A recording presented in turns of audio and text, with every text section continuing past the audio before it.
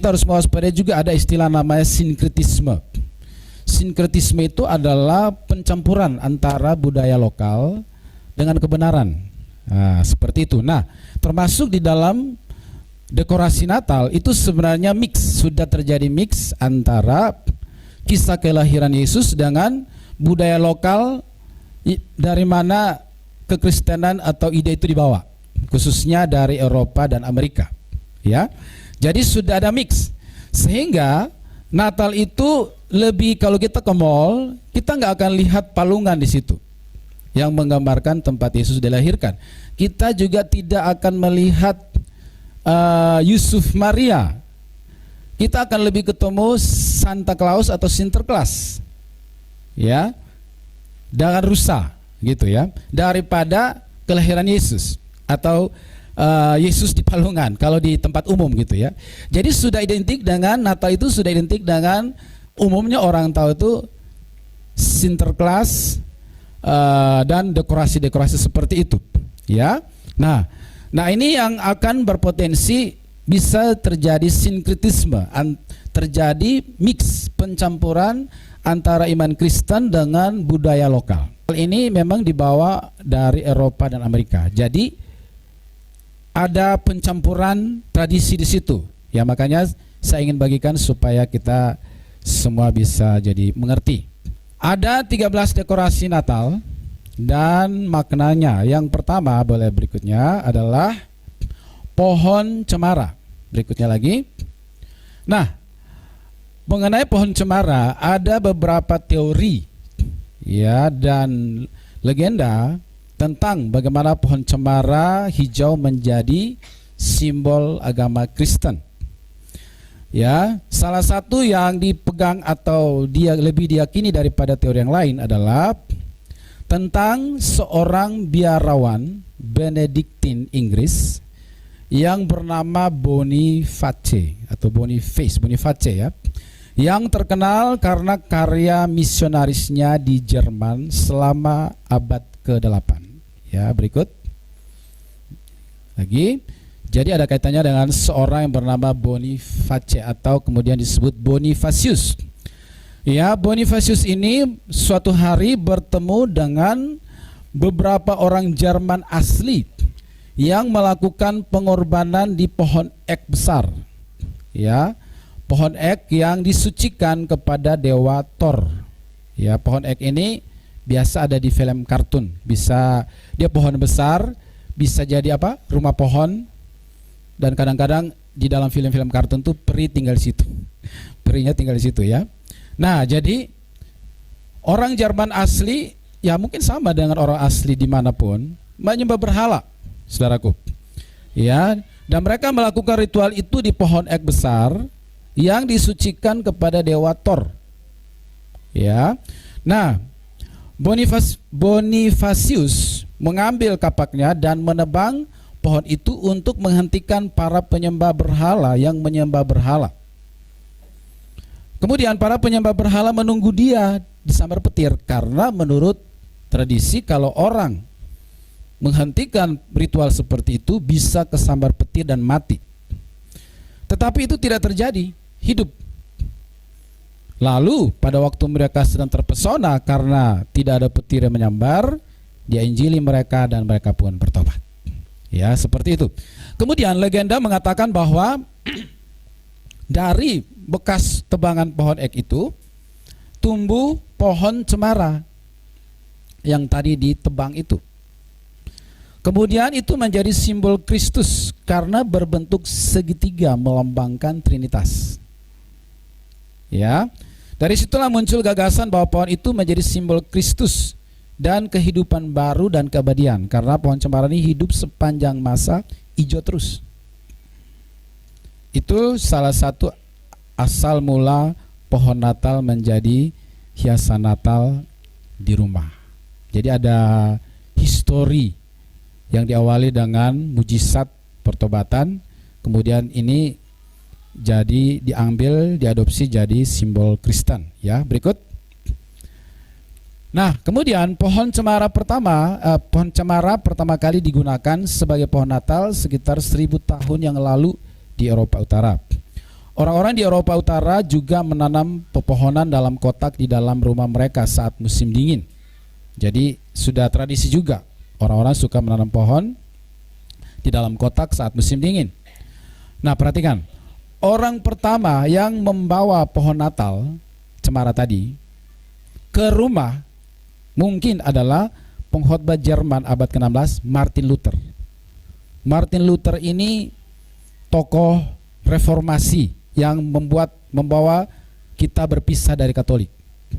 Ini tokoh penting. Artinya makin diteguhkan lagi karena si tokoh penting Kristen ini pun membawa pohon cemara ini, gitu loh, ya, menjadi pohon simbol Natal, ya, seperti itu ya.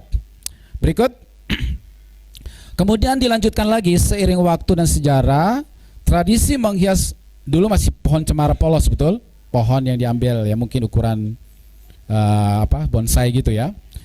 Tapi selanjutnya yang menghiasnya itu, ya, tradisi menghias pohon cemara sebagai pohon Natal diperkenalkan oleh Pangeran Albert, suami Ratu Victoria di kerajaan Inggris. Nah, sampailah ke istana.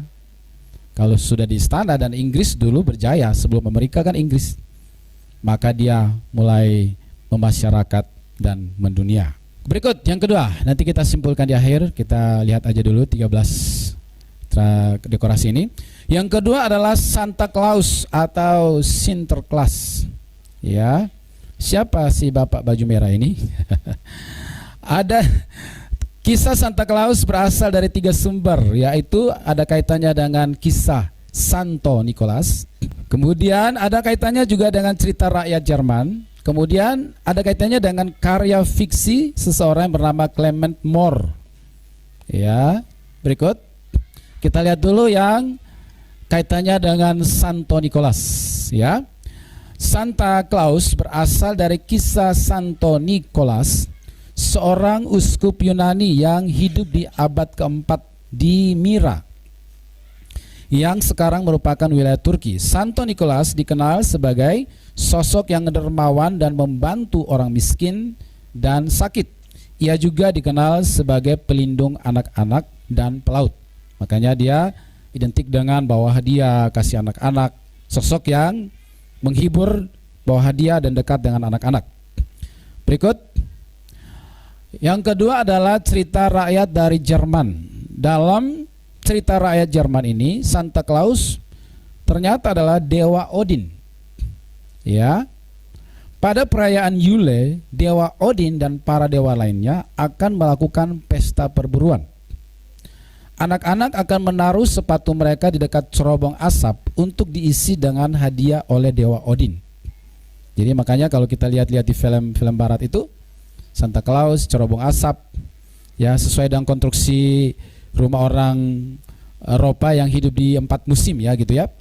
Jadi anak-anak akan menaruh sepatu mereka di dekat cerobong asap untuk diisi dengan hadiah oleh si dewa Odin ini. Ya. Berikut. Lalu yang berikut adalah ada karya fiksi, mungkin seperti buku atau novel. Pada tahun 1822 oleh Clement More menuliskan kisah tentang Santa Claus yang memberikan hadiah Natal kepada orang-orang melalui cerobong asap. Ia juga menuliskan bahwa Santa Claus akan meletakkan hadiah di dalam kaos kaki yang digantung dekat tungku perapian. Jadi karya fiksi, cerita rakyat, lalu ada seorang rohaniawan tadi, ya, saudaraku. Berikut. Nah, kenapa ada istilah Santa Claus, ada Sinterklaas? Sinterklaas itu berasal dari Belanda atau istilah bahasa Belanda dan beberapa negara Eropa lainnya. Ya, kemudian dibawa ke Indonesia oleh Belanda, akhirnya kita biasa juga bilang Sinterklaas. Ketukar-tukar lah ya, Sinterklaas, Santa Claus gitu ya. Kalau Santa Claus itu diadaptasi dari bahasa atau kebiasaan di Amerika. Berikut lagi penampilannya. Sinterklaas mengenakan jubah uskup. Jadi dia, kalau kita perhatikan baik-baik, itu ada beda kostum, beda-beda sedikit. Ya, Sinterklaas mengenakan jubah uskup berwarna merah dan putih, topi mitra dan tongkat episkopal. Itu mungkin lebih condong ke yang rohaniawan tadi ya, yang Uskup Santo Nikolas itu. Santa Claus mengenakan jubah merah dengan sedikit kombinasi warna putih, topi dan ikat pinggang hitam. Ya, berikut lagi. Kemudian waktu membagikan hadiah, Sinterklaas versi Eropa biasanya membagikan hadiah pada 5 Desember. Sedangkan Santa Claus alias versi Amerika membagikan hadiah pada 24 Desember. Ya, berikut cara membagikan hadiah. Sinterklaas versi Eropa memiliki pembantu yang disebut Zwarte Piet, budak berkulit hitam yang biasa ngomong kasar dan memukuli anak-anak yang bandel. Gitu ya. Yang baik-baik baru dikasih hadiah. Ya, tapi yang bandel-bandel dipukulin dulu ya. Yang membungkus dan mengantarkan hadiah-hadiah. Ya. Sedangkan Santa Claus versi Amerika menggunakan sedikit sihir agar bisa turun dan naik dengan mudah untuk mengantarkan hadiah melalui cerobong asap. Jadi memang dia lebih arah ke hayalan, mitos fiksi si Sinterklaas ini ya. Berikut. Ya, Santa Claus mulai digunakan untuk tujuan komersial pada awal tahun 1800-an. Salah satu contohnya adalah ketika Santa Claus muncul di selebaran toko perhiasan di New York pada pertengahan tahun 1820-an. Maka muncul ide dagang kayak boneka labubu atau labu-labu. Kayaknya bisa cuan nih. Maka mulailah dibuat. Ya, dipopulerkan oleh secara komersial, muncul di selebaran toko perhiasan New York. Makinlah kayak boneka labubu itulah, di jaket, digantung di tas. Tapi kalian enggak usah lah labubu itu ya. Biarlah itu untuk orang dunia yang belum percaya Yesus ya. Nah, jadi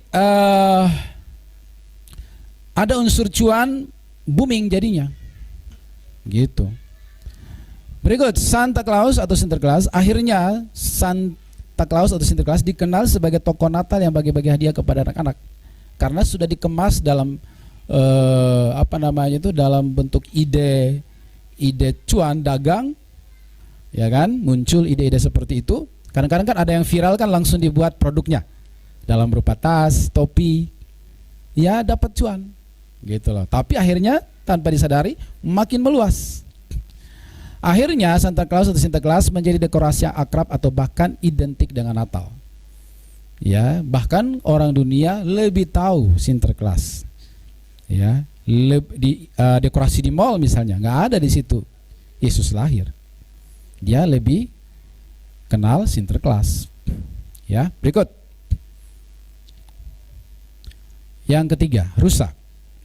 Nah, rusa menjadi simbol Natal karena dipercaya menarik kereta salju Sinterklaas yang membawa hadiah Natal untuk anak-anak.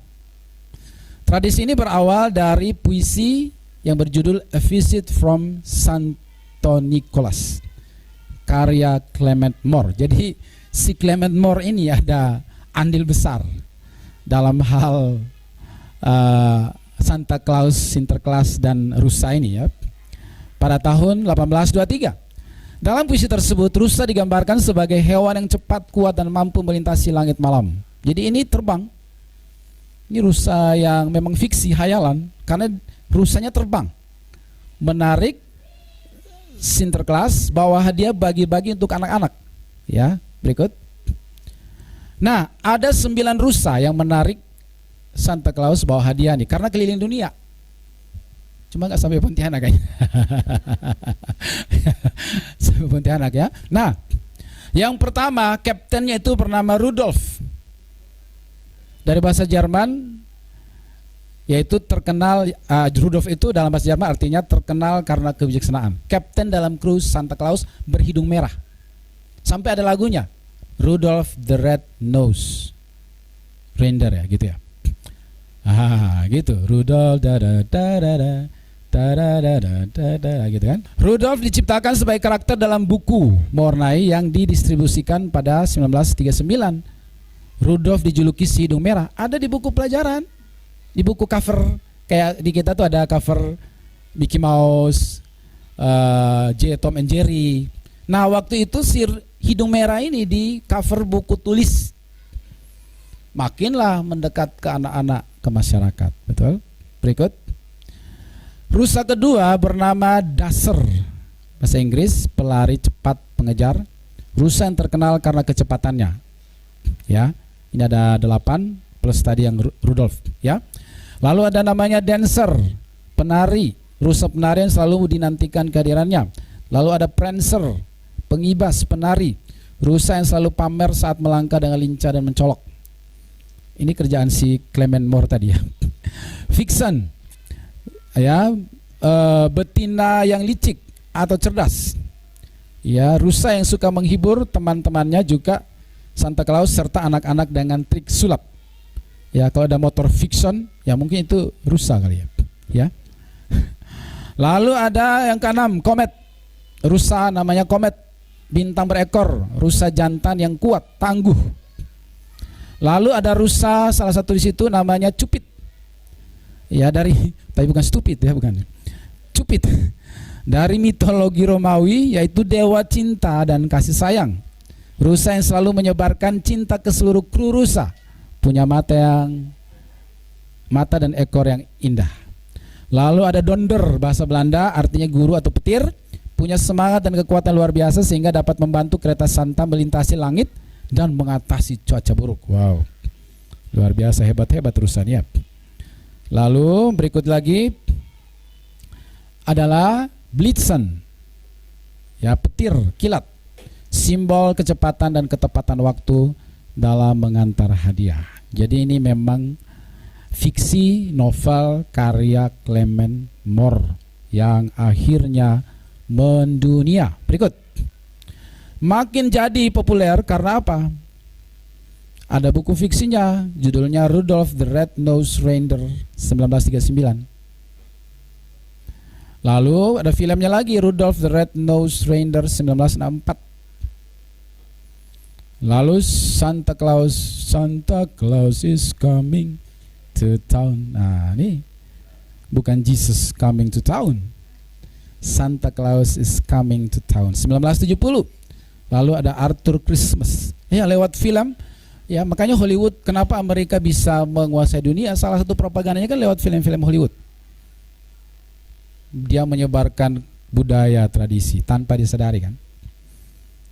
Karena dia pusat peradaban sekarang. Dulu kan Yunani, sebelumnya lagi misalnya Mesir, Roma terakhir kan. Nah, sekarang sebelum Amerika Inggris, sekarang Amerika. Jadi film, lagunya itu kita terima, kita terbuka, kita ambil, ya kan? Jadilah dia. Berikut. Salju. Nah, pada bulan Desember yang bertepatan dengan musim dingin, salju sering kali turun dengan lebat di banyak bagian dunia, terutama Eropa dan Amerika. Berikut lagi. Salju juga memiliki simbolisme yang kuat dalam tradisi Kristen karena salju dianggap sebagai simbol kebersihan, kesucian, dan pembaruan. Ini selaras dengan makna spiritual Natal yang merayakan kelahiran Yesus Kristus sebagai penyelamat umat manusia, penebus dosa manusia. Kelahiran yang membawa harapan baru ini sering digambarkan dengan simbol-simbol yang mencerminkan kesucian. Dan salju menjadi metafora visual yang kuat untuk menggambarkan konsep tersebut. Lambang kesucian, ya. Bahkan ada ayatnya dan lagunya kan. Salju yang menutupi segala sesuatu dengan lapisan putih juga bisa diartikan sebagai pembersihan dari dosa, yang mencerminkan ajaran Natal tentang pengampunan dan pemurnian. Akhirnya salju diambil juga gitu loh, sebagai simbol dikaitkan dengan Natal, pengampunan dan pemurnian. Berikut. Boneka salju. Ya. Tradisi menyambut musim dingin, ini kaitannya dengan salju sebelumnya. Tradisi menyambut musim dingin di negeri barat yang mempunyai 4 musim. Pada bulan Desember adalah musim dingin, di mana salju melimpah di mana-mana sehingga baik anak-anak maupun orang dewasa membuat snowman atau boneka bukan labubu tapi salju, ya. Kemudian menjadi identik dengan dekorasi Natal karena bersamaan dengan Natal. Bulan Desember kan identik bulan Natal. Ada yang sudah Natalan tanggal 1 Desember. Jadi Desember itu identik dengan Natal. Pada bulan itu di Eropa dan Amerika itu musim salju. Maka orang buat boneka-boneka salju. Kemudian dihubungkanlah, dikaitkan dengan Natal juga. Masuk dia jadi salah satu dekorasi Natal karena berdekatan. Ada Yesaya 1:18, marilah baiklah kita berperkara, firman Tuhan, sekalipun dosamu merah seperti kirmizi akan menjadi putih seperti salju, sekalipun berwarna merah seperti kain kesumba akan menjadi putih seperti bulu domba. Jadi salju dia menggambarkan penyucian, pembersihan. Dosa kita diampuni putih seperti salju, putih seperti bulu domba. Berikut, kado Natal. Dari mana datangnya ini kisah kado Natal? Berikut, tradisi menaruh kado di bawah pohon Natal berasal dari kisah Alkitab tentang 3 orang Majus yang membawa hadiah persembahan kepada Yesus yang baru lahir di Bethlehem berupa emas, kemenyan, dan mur. Ya, maka akhirnya dibuatlah dekorasi berupa kado di bawah pohon Natal. Waktu orang Majus cuma 3, kita banyak. Sebagai hiasan. Kado-kado Natal mungkin terinspirasi dari kisah tersebut, sehingga orang Kristen menaruhnya di dahan pohon Natal atau di bawah pohon Natal. Berikut, bintang Natal. Ini juga biasa ada. Bintang Natal terinspirasi dari bintang yang menuntun orang Majus menemukan tempat kelahiran Juru Selamat. Matius 2 ayat 1 dan 2. Yesus sendiri juga disebut bintang timur yang gilang gemilang, ya, bersinar di tengah kegelapan. Berikut, malaikat. Ini diambil pasti dari kaitan berita tentang kelahiran Yesus yang disampaikan oleh malaikat. Misalnya dalam Lukas 1 ayat 26 sampai 38, malaikat yang memberitakan kelahiran Yesus kepada Maria, dan Maria waktu itu kaget. Bagaimana mungkin itu bisa terjadi? Aku belum bersuami. Kata malaikat, bagi Allah tidak ada yang mustahil. Lalu Maria bilang, aku ini hambamu, jadilah padaku seperti yang kau kehendaki. Ya, itu malaikat bawa berita. Lalu ada malaikat yang meyakinkan Yusuf dalam mimpi, karena Yusuf waktu itu mau mengakhiri hubungan dengan Maria. Malaikat yang membawa kabar kelahiran Yesus kepada para gembala. Ada malaikat kan, gembala lagi jaga domba, tiba-tiba hadir dan dikatakan bahwa Yesus sudah lahir. Pada hari ini telah lahir Yesus Kristus Tuhan di kota Daud. Ya, lalu muncul kor, paduan suara, choir termegah, kemuliaan bagi Tuhan di tempat yang maha tinggi. Malaikat yang memerintahkan Yusuf dalam mimpi untuk membawa Yesus mengungsi ke Mesir, menghindari ancaman Herodes setelah kunjungan 3 orang Majus tadi. Jadi malaikat ini sangat berperan aktif menjelang kelahiran Yesus dan selama Yesus masih bayi. Sangat aktif menjaga bayi ini dan si pasangan Yusuf dan Maria. Lonceng Natal atau trompet Natal. Ya, lonceng biasanya digunakan sebagai pengumuman. Dulu belum ada bel sekolah tuh, teng teng jam kedua, teng teng teng jam ketiga, teng teng teng teng teng teng teng pulang. Gitu. Hore, ya kan gitu. Ya, nah. Ya, jadi pengumuman, peringatan atau panggilan untuk beribadah di kampung-kampung, termasuk kampung saya dulu, karena tinggalnya jauh-jauh. Gereja yang di kampung itu pakai lonceng. Ding. Dia ada hitungannya juga. Ada pertama, kedua, kalau ketiga itu udah masuk. Dalam Alkitab, trompet atau nafiri atau sangkakala biasanya ditiup atau dibunyikan sebagai pengumuman peristiwa penting seperti kedatangan raja atau dimulainya perang. Kayak berikut. Kandang domba dan palungan. Tempat kelahiran Yesus di kandang yang sederhana, hina. Palungan sebagai tempat minum domba yang digunakan untuk membaringkan Yesus. Domba sebagai penanda bahwa tempat itu memang kandang domba. Ya saudaraku, Lukas 2 ayat 7, 12 dan 16. Ya, berikut. Buah pohon Natal. Ya, sering dikaitkan dengan simbol kebahagiaan atau kesuburan. Walaupun cemara sebenarnya tidak berbuah, tapi ada buahnya ini ya, pohon Natal. Lalu kekristenan sering mengaitkannya dengan buah roh. Jadi pohon Natal itu simbol keabadian, ya, hijau sepanjang musim. Lalu ada buah roh, ya. Sebagian lagi mengatakan itu seperti pantulan cahaya yang membawa terang. Ya, berikut. Karangan bunga, simbol ikatan kasih dalam anggota keluarga jasmani maupun keluarga rohani. Jadi kalau saudara atau kita lihat ini, kita ingat bahwa kita harus saling mengasihi dan bergandengan tangan dan bersatu, ya. Berikut yang terakhir, lilin. Ya. Biasanya 7 lilin.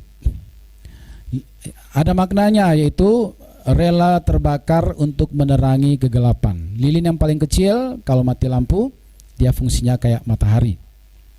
Saudara Kristen satu di tengah orang tidak percaya, kalau hidup saudara benar, saudara kayak lilin di tengah kegelapan. Sebagai minoritas di tengah mayoritas yang tidak percaya, kalau saudara hidupnya benar, maka saudara akan bersinar seperti lilin.